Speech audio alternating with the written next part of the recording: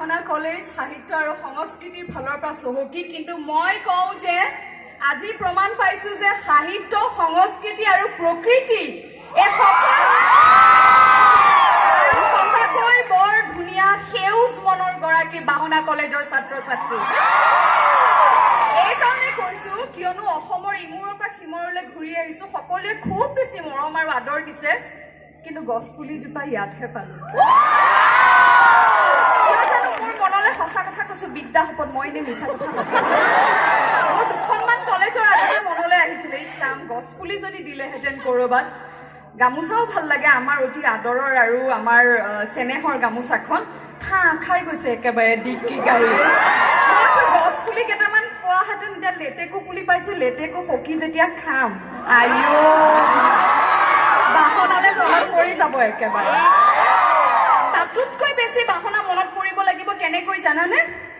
যেতিয়া শুনিম যে যোৰহাটৰ কলেজত বাহনা কলেজৰ ষ্টুডেণ্টছৰ উৎপাতত বেলেগে বোলে টিকেটেই পোৱা নাই ৰত্নাকৰ।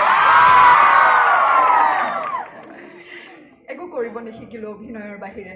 25টা বছৰ মই, যতীন দা 30টা বছৰ, আৰু আজিও এতিয়াও যে যুৱ প্ৰজন্মই ইমান ভাল পায়, বয়সো বেছি হোৱা নাই আমাৰ ফুলকমলি এতিয়া অহাৰ লগে লগে এই চিঞৰটো মাৰে নহয়, আৰু 10 বছৰমান আৰামত খাই দিব পাৰিম। বাজি হওক, খুব ভাল লাগিছে, খুব আদৰ পাইছো মানুহৰ, দৰ্শকৰ। ছবি আচলতে এটা জাতিৰ ভাষা আৰু সংস্কৃতিৰ চানেকি, গতিকে এই যে ৰাজ্যিক ছবি এক জাতিৰ সংস্কৃতিৰ অবিচ্ছেদ্য অংগ, মই ভাবো ছবি জীয়াই থাকিব লাগিব।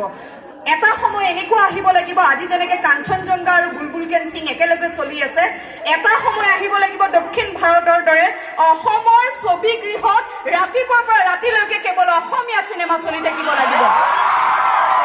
তেতিয়াহে আমি ক'ব পাৰিম যে অসমত কেৱল অসমীয়া গিৰিহে চলিব। তোমালোক চবেই 11 অক্টোবৰত চিনেমা হলত ৰত্নাকৰ চিনেমাখন চাব আহিবানে?